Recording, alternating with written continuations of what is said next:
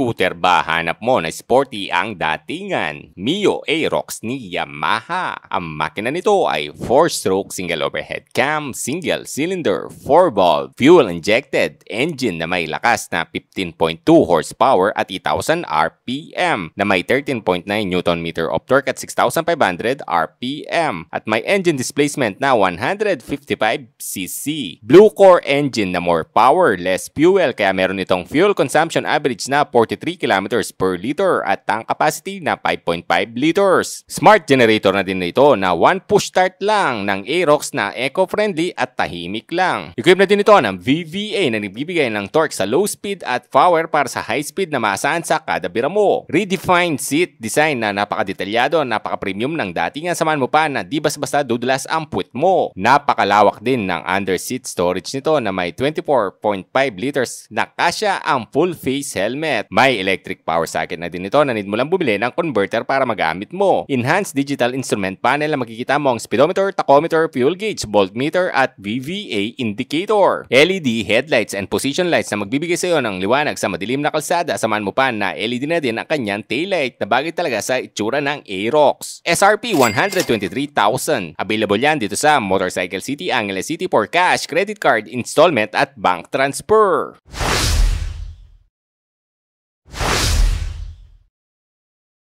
Engine type, liquid-cooled, 4-stroke, single overhead cam, 4-valve, cylinder arrangement, single cylinder, displacement 155 cubic centimeters, bore and stroke 58.0 by 58.7 millimeters, compression ratio 11.6:1, maximum horsepower 11.3 kilowatt at 8,000 rev per minute, maximum torque 13.9 Nm of torque at 6,500 rev per minute, starting system, electric starter, lubrication system, wet sump, engine oil capacity 1.0 liter. Fuel supply system, fuel injection, clutch type, dry centrifugal shoe, transmission type, V-belt, automatic, frame type, backbone, front suspension, telescopic fork, at sa kanyang rear unit swing. Front tire, 110 by 80 by 14 amp, tubeless yan. At sa kanyang likuran, 140 by 70 by 14, tubeless din yan. Ang kanyang front brake, hydraulic single disc brake na hindi equipped ng ABS, na single piston at sa kanyang likuran, mechanical leading trailing drum brake. Overall length 1,980 mm, overall width 700 mm, overall height 1,150 mm, seat height 790 mm, wheelbase 1,350 mm, minimum ground clearance 145 mm, wet weight kasama ang kanyang full tank at kanyang langis 122 kg, fuel tank capacity 5.5 liters. What's up mga sir, nandito tayo sa Motorcycle City, Angeles City para i-vlog tong bagong Aerox na kulay blue mga sir. Bali, blue, matte blue ang kulay nito na medyo mix siya ng may pagka-matte mga sir. So, napakaganda nito sa personal. So, subukan natin seat height niya, side kung 5'10 or insim na 32. Kita naman mga sir, flat-footed tayo. Tapos yung position, napaka-relax. Hindi naman tumatama yung tuhod natin pag liliko natin, no? So, kaya naman. So, napaka-sporty nito. Ito yung sporty ng Yamaha mga soy sa mga max scooter niya. So, ito yung position niya mga soy sa height kung 5'10 at insim na 32. Ayan. Kaya yung tsura mga soy. Kaya kung gusto niyo mag-avail nito ay available to sa cash, credit card, installment at bank transfer. Ito pala yung number ng mga sales nila mga soy. What's up mga soy? Nandito tayo sa Motorcycle City, Angeles City para i-vlog itong bagong kulay ng Aerox na blue matte black mga soy. So napakaganda ng kulay nito, sa personal na talaga naman signature ni Yamaha ang kulay blue. So, ito ang kanyang itsura ngayon mga soy na napakaganda. Siyempre, DRL yan. Split type pa siya mga soy. LED yan. Matte naman yung dito niya. Tapos may Yamaha dito. Hindi siya naka-ABS standard version to. At single pot at round type. Ang disc brake muna napakalaki. All goods to. Tingnan nyo yung mags niya mga soy. Napakaganda ng datingan, di ba? Bagay na bagay yung kulay na yung pagka-blue mga soy. Di ba? So, kahit stock lang, angat pa rin yung pagka-pogi na motor. Balin size ng gulong niya ay 110 by 80 by 14. Tubeless yan. At hindi pa rin siya naka-LED mga soy dito. Bali, valve type pa rin. Kabilaan, telescopic fork. Ito, yan yung pinaka-inner fairing siya mga soy. Napakaganda, di ba? So, pagdating dito, may skin pa siyang parang carbon skin mga soy. Tapos LED yan. Gloss dito. Tapos meron tayo dito variable valve actuation. So, ito yung low to mid to high RPM na nagbibigay ng extra power mga soy. So, Yamaha lang meron ng VVA. Tapos, meron tayo dito logo ng Yamaha.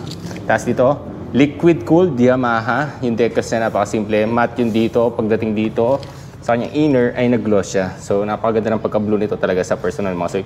Footrest ng back ride mo, okay din. Maganda rin yung quality ng rubber ng inyong pag nakasakay ka na dito mga soy.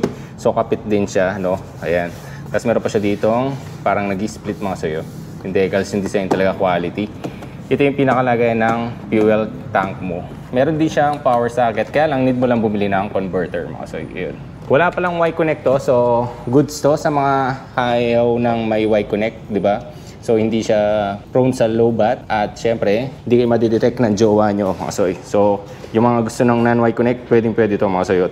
Yan yung animation niya, no? So classic pa rin, BBA na dyan. Tapos meron tayo ditong menu. Nilipat nila, so wala na menu dito. Ayan, dito yung menu. Di passing light yan. Next natin. So pupunta siya sa battery, trip, BL02, ODO, trip 1, trip 2, trip F, fuel economy. Yan, average fuel economy. Battery, voltmeter meron siya mga soy, no? So, meron tayo ditong tachometer. Ayan, no, kabilaan yan. Orasan, na pwede mong set up yung mga soy. At fuel gauge, nandyan din. Speedometer, napakaganda rin ng kulay niya kahit sabihin natin LCD negative display lang siya. Bagay na bagay yung pagka-blue mga soy. Diba? Parang iisa. Meron na rin siyang hazard button dito. Built-in na yan. Starter. Yung grip niya, classic Yamaha pa rin. Maganda yung quality mga soy. Side mirror, yan, matatalim na mga soy. Quality check to, huwag kayo magalala, di gas-gas yan, no? Tapos may end bar siyang plastic dito. High beam, low beam, turn signal left, right, busina. At pinaka-menu, hindi passing light yan. Meron siyang blue core for more power, less fuel. Meron din siya ditong handbrake mga soy. Kung nasakto ka sa incline na parking, mas okay to, wala lang ikaw yung magpa-parking mga soy. Dahil safety to, maglalak yung pinaka-rear wheel mo. Sample, oh. Diba, nakalock siya. Hindi siya magagalaw. So, pipindutin mo lang yan para mawala. All goods na siya mga soy. Tapos, yung pinaka-upuan mo dito, quality talaga. Two-tone siya. Dito sa yung backride or pillion ay medyo soft siya. Pagdating sa'yo, non-slip siya eh. So, hindi siya masyado madulas talaga. Ayan o. Kapit yung puwet mo dito. Taas talaga naman o. Napakalaki. Quality yung stitches. Yung tahi niya mga soy. Yung tahi pa lang, panalo ka na o. Premium talaga. Tapos meron dito ang logo ng Yamaha. Taillight, syempre, napaka-stig tignan do. Diba? Napaka-sporty talaga. Valve type ang turn signal at naka-twin suspension ka. Ito lang talaga ang kulang sa Aerox mga soy. Ito ang kanyang preno sa likuran na kung naka-disc brake to ay mas okay na okay. Pero drum brake siya mga soy, meron naman nabibiling. I-convert mo siya, gagastos ka nga lang mga soy. So air filter, wala siyang kickstarter din. Reflector, lagay na plaka mo. At ang inyong butso ay napaka-sporty. Liquid cooled yan, syempre. Ito ang kanyang under seat storage na tingnan natin kung kasya yung helmet. Helmet check tayo mga soy. Let's go. Helmet check tayo mga soy. KYT full face sa ating Aerox. Let's go. Pabaliktad. Kasya to, tingin ko.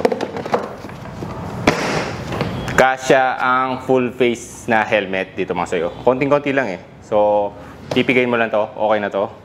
Kasya ang full face na helmet dito sa Aerox mga soy. So, half face panigurado, kasya yan. Sasabihin naman ni Maymay yung installment price ngayon. Let's go. What's up mga ka-MC? So, for today's video, meron tayong Yamaha Mio Aerox. SRP nito ay 123,000. Down payment, 9,300. 1-year monthly amortization, 13,392. For 2 years, 8,237. And for 3 years, 6,557.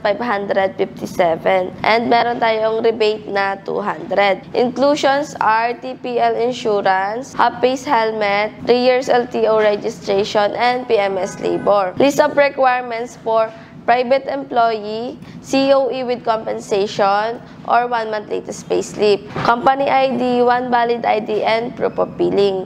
And sa mga self-employed naman or mga nagbi-business, business permit, valid ID, and proof of billing. And sa mga remittance or mga pinapadala naman po, 3 months remittance slip, 1 valid ID, and proof of billing. For more inquiries, please call or DM us sa number na nakalagay sa description box. We are located here in Unit 1, ground floor, Haniels Building, PD Guzman Corner, Claro M. Recto, Angeles City, Pampanga.